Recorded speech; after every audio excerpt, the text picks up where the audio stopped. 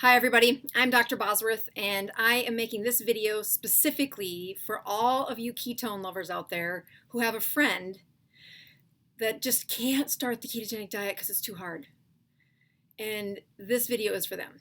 So it's inspired because I had a house guest, our family did last week, and as you might imagine, our house is all keto and our kids are keto, and so he shows up and he's like, oh, I've been dreading coming to your house because you don't have any carbs, and I'm sure I just can't live without carbs. And so I'm not overly pushy, but I'm like, no, we can find you carbs. We live in America. We can totally satisfy your craving.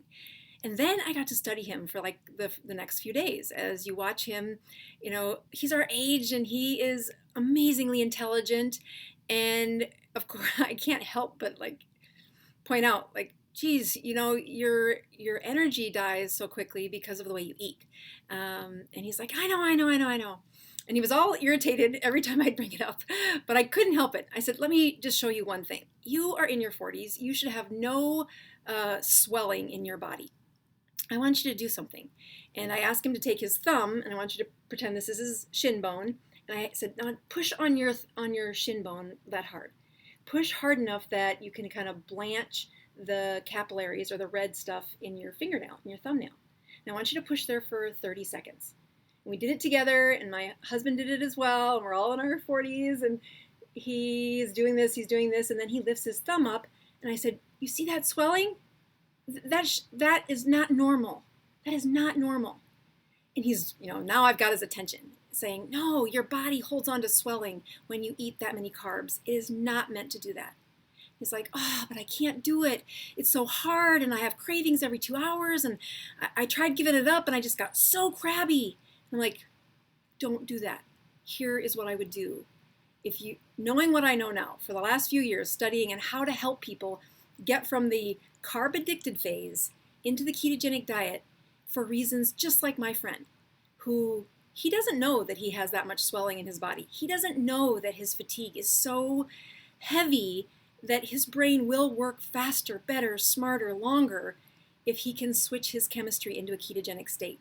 But he won't go through that 2-week transition, and there's lots of people that won't do that. And what I've learned in the last 2 years of really consulting with patients, getting them from a place of carb addiction, 150, 200 carbs a day. Oh, doc, I've tried to cut down. I have a different plan than I did when I wrote the book. So the book, any way you can. I've asked my friend to read it. His brain is just not focusing well enough to read. And he's a super smart guy. But he's been in this kind of state of carb addiction for so long, he doesn't even realize it. So in that story, I didn't know a few things that I know now. And so I'm going to tell you in this video what I would do with somebody like my friend who totally needs the ketogenic diet for his longevity, for his health. He's not particularly overweight. I mean, he could lose 40 pounds and it would be great. So maybe that's overweight, but he's my friend, so it's hard to look at him that way. But mainly he needs it for his health. So I'm going to flip over to some slides, and I'm going to show you what I would tell him, what I did tell him by the time he left our house. He was with us for like 72 hours, and I think it might have been a little overwhelming. All right, here's what I would do. All right, so I would first remind you and him and everybody that's new to the ketogenic diet, what's the reason for this diet? And what is happening in those 2 weeks where you say, hey, I can't possibly go from here to there. Let's remind you that you have 3 fuels in your system. You get those fuels from carbs, fat, and protein. And I actually don't like to talk about protein as a fuel source. Really, protein, when you eat it, breaks down to amino acids, and that turns into, so let's just not focus so much on protein. I know that it's in the book, and I know that it is kind of a fuel source, but it's really, really, really low percentages. All right, so this graph talks about how glucose is on one side and how long that glucose or that carb energy lasts in your system. And so when you first eat a high carbohydrate meal, that sugar in your system bursts way up and falls way down within about 2 hours. When I'm looking at a campfire, I think of that fuel as the fuel found in like the kindling of leaves or pine needles if you were burning a fire. So it's really super fun. It's high energy. It's kind of sparkly to look at in the campfire, but it goes away and it will not keep you warm. The protein lasts longer. It doesn't spike as high in the glucose world. But more importantly, I want you to focus on fat. So fat is like a log that's on a campfire. And when you go to light the fire in that campfire, if you only have logs, it's really hard to start, which is where my friend is stuck. He's like, I see you feel better, and it looks like this dreamy place that you hang out, but I give up. I can't do it. And I'm like, yeah, it's because your logs are not burning. And if you sit in front of a campfire and you only try to light logs, you're going to be cold. It takes a while. Once you get the logs burning, once you do these other little tricks to get that metabolic world burning, and you burn fat for fuel, you have those logs in a fire, and you can just add another log, and it just keeps burning once you get it going. I really like that analogy because of where my friend is stuck. And that is that we need to start his mitochondria. His mitochondria only burn glucose. These little beautiful things found in each of your cells, or most of your cells, they are your motors. They burn energy. And when you feed them only carbohydrates, they go up and down, and there's lots of inflammation associated with a carb-only fuel.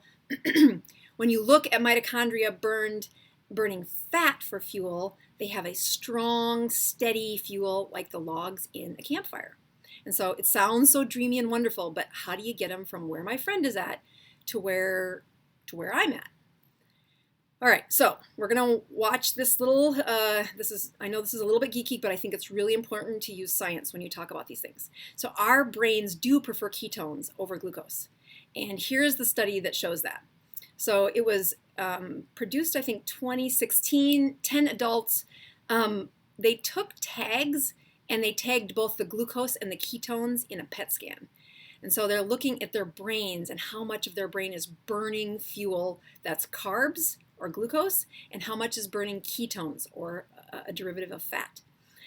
So what they did is, this is only a 4-day study. These people were like my friend. They were not keto adapted. They were just normal folks just hanging out with carbs.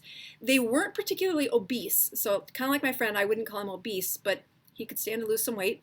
And the average age was 35, so between 20 and 50. So it'd be just like my friend.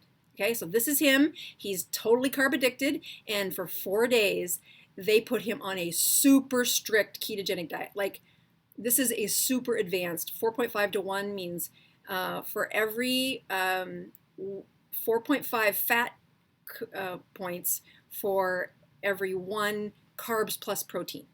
So the carbs and protein are in the 1, and the 4.5 is the fat calories. So that's crazy advanced. So anyway, but it really proves a point here. So hang in there. All right, so this first slide shows you the metabolism of glucose, or those carbs. And so if you look, we have this measurement over onto the side, and the higher up on that measurement, the higher the carb fueling is happening. So that red part way at the top is intense carb burning. The yellow part is kind of medium carb burning, and the green and the blue is almost zero carb burning. So if you look, most of the brain, 98%, is fueled by glucose, either at a moderate or a high rate. So lots of red, lots of yellow. That brain is carb addicted when they started. Now, when you look at the end of the 4 days, they'd been on this super high fat diet where they didn't have any access to carbs, and look at how fast their brain switched out of the red zone and into that green and yellow zone. So this gets more impressive as, hang in there. So now let's look at the metabolism for ketones. So day 1, you've got these blue, intense blue scans that show almost no carbohydrates. By the end of it, by day 4, look at how intense those ketones are in their brain. So again, the first day, they were all blue. There was no ketones being burned in their brain. You couldn't light up a speck in their brain. By day 4, it's that quick that you could turn on the mitochondria in their brain to burn ketones. And I did not know that. I didn't know that you could do it that fast. I mean, I suspected that these starvation studies would do that, but I thought you had to be completely fasting to do it. I didn't think an advanced ketogenic diet could do that. Our brains prefer ketones over glucose. I'm just going to repeat this one more time because it's super important. When you look at this study where they looked at these folks for 4 days, on day 1, they had glucose and ketones, and they tagged them in their brains. That top line of brains has lots of red in it because their brains were highly dependent on glucose. If you look at the ketone line, all blue. Hardly any cell was alive using a ketone at that point. When you get to day 4, their brains acted completely different. The amount of glucose had reached the moderate to low, and the ketones were on fire. The ketones were the hottest you could measure it. And look at all the red by day 4. That is amazing. And that is just like the brain of my friend that stayed at our house this past week. His brain, completely carb addicted, not a ketone in sight. So if I locked him in a hospital, I could totally make his brain use ketones. But that's not the real world. That's not where these folks live. Yet the improvement for his brain is highly dependent on whether or not he can get through this transition. So hang in there, one more point. Your brain can use 2 fuels, 2 of them to burn, okay? They could use carbs or they could use ketones. The difference between these two is that same burst of a fire versus the long-acting fire. When I'm using ketones for my seizure patients, I need their brains to mostly be dependent on those ketones. But here's the trick. The brain can't make the fuel. Their brain and your brain and my brain, we have to haul the fuel into the brain. It does not show up in the cells of the brain on its own. It has to have it delivered into the brain. Which brings me to this study. So this is a ketogenic state. You can tell that because if you look at those blood vessels, you've got the little red square characters, which are meant to be the glucose molecules, and you've got ketones circulating in their blood as well. When that happens, the brain has 2 ways to get this fuel into the blood. For the glucose, it adds the glucose through a glucose transporter. This is very much, as long as there's glucose available, it's going to haul it into the brain. This is the part where we know over time when they've become insulin resistant, which I would contend my friend is insulin resistant. He's been carb addicted for so long. Even though his blood sugars weren't terrible when I checked them, they were around 100. They weren't like the diabetic range. They were high enough that I know his body is making excessive insulin, and that means that blood-brain barrier, this glucose transporter right here, is kind of wore out from constantly being told by the insulin, push in the glucose, get the glucose in there, get the glucose in there. And so his receptors right there are insulin resistant. And so they aren't as efficient as lifting the glucose from the circulation into the brain, and that's why he gets brain fog every time he goes a couple hours without sugar, without carbs. Okay, so his transporter called the MC transporter, this is not the same as MCT, this is the monocarboxylic transporter, which is the little guy that lifts the ketones from the blood and puts them in the brain. And I would contend in my friend, they're all asleep. He doesn't have any idea what to do with those. Okay, so if you look, our brains prefer ketones over glucose. And then the subtext is, as long as those ketones are available. So how do we do that? So if you look at this study, this is the last one it's actually a carryover from the last study, was as we watch that glucose metabolism and we compare it to ketone metabolism. Now this is metabolism, so this isn't like blood numbers, it's how much of the brain is using, is burning the ketones versus burning the glucose. So think back to those hot images of how many cells in the brain are churning through ketones. And the higher the ketones were, look at that bottom axis, it went from 3 to 4 to 5. As that number of the ketones go up, the use of glucose goes down. And that's remarkable. I did not know that. This means if I give ketones to the brain, if I give ketones to my patient, and just make them available to that receptor, to their brain will prefer it over the glucose. And I thought you had to like burn up all the glucose before it would ever start to use ketones. This brings me to the point of what I would do with my friend. I would start your mitochondria. Start this burning fire of logs before you ever change your diet. You're like, what? Yes, I want you to fuel the mitochondria. Put the fuel in your blood and just let that hang out for like 2 weeks before you even decrease your carbs a smidge. And what's happening? This is fuel for your mitochondria. So this is ketones in a can, beta hydroxybutyrate, made in the 60s, tastes terrible. So every single one of the supplements has stevia in it, which makes it taste better. Personally, I mix about a teaspoon with some heavy whipping cream. I did this for my friend and he's like, oh, this tastes really good. And I mix it with ice and I blend it with ice. Awesome. It's kind of a little ice creamy and then like a shake almost if you have enough cream in there. And for sure, he was able to put in those ketones. I checked his blood ketones like 4 minutes after the supplement, and by golly, he had ketones floating around in his brain. So what's the punchline here? When you look at ketones and how to raise them, there is good, better, and best options out there. And for my patients that need to make the transition, they really know the health benefits on the other side of a ketogenic diet, I look to say, let's start with improving your ketones in the good department. Now, it will only increase their ketones for 2 to 3 hours, so you might consider just sipping on this stuff all day long for 2 weeks. And again, I don't ask them to change one stinking thing in their diet. I just say, I need to turn on the motor inside your brain and your muscle cells. And this 2 to 3 hour ketone improvement is ketones in a can. That's beta hydroxybutyrate, exogenous ketones. Google it. They're everywhere. They've been around for a long time. But the next step, if I wanted those ketones to last longer, I would move him to medium chain triglycerides. And I might do that after he's transitioned into this next step. The trouble with medium chain triglycerides is you do need to be careful when you first add them. If your gut is swollen at all, if its absorption is kind of off kilter, you're going to get diarrhea from this. It's an oil that your gut lining doesn't remember how to absorb, and you got to kind of teach it how to do that. This is where I talk about lick the spoon. Just lick the spoon with your MCT for the first week. Kind of wake up the first few little cells, those enterocytes in your bowel to be able to let that slide through their absorption. Of course, the best way to raise your ketones is fasting, but there's no chance my friend is ready for fasting. That's advanced. He is in the good section. He's just going to take the basic, put those ketones in a can, let them go in his blood for the next 2 weeks, and then watch how easy it is for them to decrease the carbs.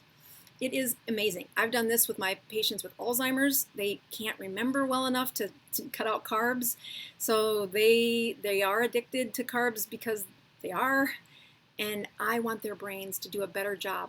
So I put them on this for 2 weeks before I tell the family to start cutting the carbs back. And oh my goodness, it has been the best trick I've ever seen. So again, we want to stabilize this mitochondrial dysfunction. It begins with giving them the right fuel. I am a huge proponent of using the science today.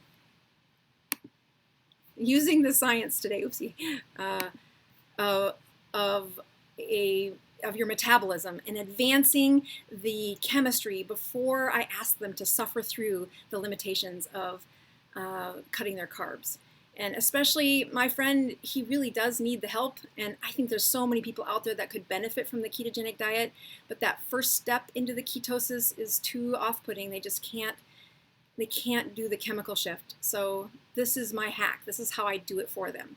So please share this video with anybody who says they just can't do it. In the show notes below, I do have BHB that it's the first thing I ever put my name on is because of this awesome trick to help patients get from not being able to produce one ketone to being able to easily transition through that carb fuel to ketone fuel by using a supplement. So check it out, see how it works. I look forward to your feedback. So put your feedback in the show notes about how this has worked for you, or who you sent it to. What friend do you have in mind that says, yes, they should be on the ketogenic diet? I know I'm going to send it to my friend, and even though he hasn't read my book, Any Way You Can, I bet when his brain starts burning ketones, he'll have that drive to focus longer and maybe read my book. All right. Signing off, I'm Dr. Boz, helping your health one ketone at a time. Thanks for tuning in, and I look forward to reading your feedback in the show notes.